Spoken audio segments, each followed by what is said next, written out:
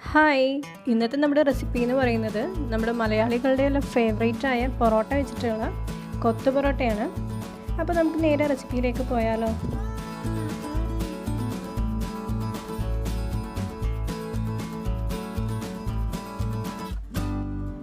രണ്ട് മൂന്ന് പൊറോട്ടയൊക്കെ ബാക്കി വരുമ്പോൾ നമുക്ക് ട്രൈ ചെയ്യാൻ പറ്റിയ റെസിപ്പിയാണ്. ഞാനിവിടെ ഒരു 4 പൊറോട്ട എടുത്ത് വെച്ചിട്ടുണ്ട്. അപ്പോൾ അത് നമുക്കൊന്ന് ചെറുതായിട്ട് ഇങ്ങനെ പിച്ചിക്കീറി എടുക്കാം.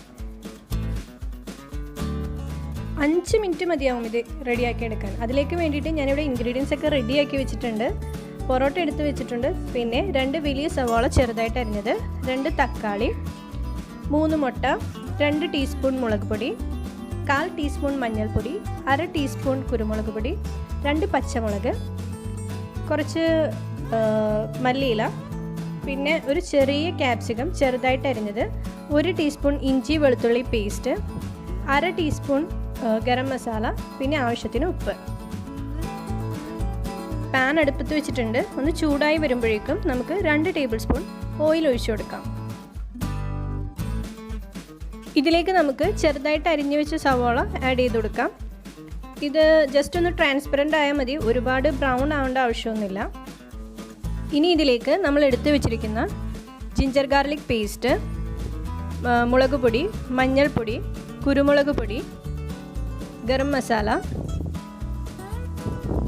ഉപ്പ്, പച്ചമുളക് എന്നിവയിട്ട് ഒന്ന് നല്ലപോലെ വഴറ്റിയെടുക്കാം.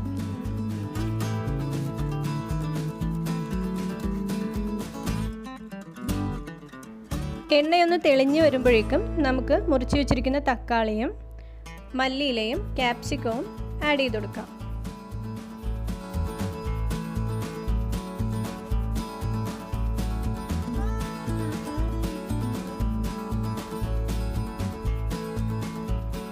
തക്കാളി വെന്തുടഞ്ഞു പോകേണ്ട ആവശ്യമൊന്നുമില്ല, ജസ്റ്റ് ഒന്ന് മസാലയിൽ സോട്ട് ചെയ്തെടുത്താൽ മതി.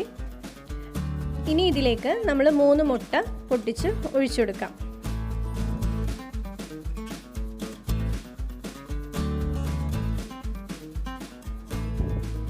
മുട്ട ചേർത്ത് എല്ലാം കൂടി ഒന്ന് മിക്സ് ചെയ്ത് കൊടുത്താൽ മതി. വേവുന്നത് വരെ ഒന്ന് വെയിറ്റ് ചെയ്യേണ്ട ആവശ്യമൊന്നുമില്ല.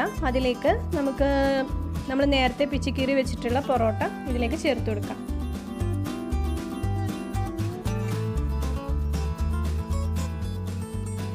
കടയിൽ നമ്മൾ കണ്ടിട്ടില്ലേ 2 സ്പൂൺ വെച്ചിട്ട് നല്ല പോലെ ഇങ്ങനെ മിക്സ് ചെയ്തെടുക്കുന്നത്? അതുകൊണ്ടാണ് ഈ കൊത്തു പൊറോട്ട എന്ന് പേര് വന്നത് തന്നെ.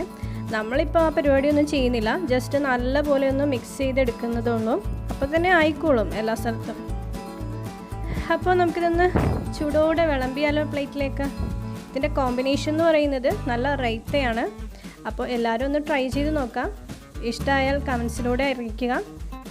ആദ്യമായിട്ടാണ് എൻ്റെ വീഡിയോ കാണുന്നതെങ്കിൽ സബ്സ്ക്രൈബ് ചെയ്യുക, ലൈക്ക് ചെയ്യുക. അപ്പോൾ വീണ്ടും നമുക്ക് പുതിയ റെസിപ്പിയിലൂടെ കാണാം. Bye bye.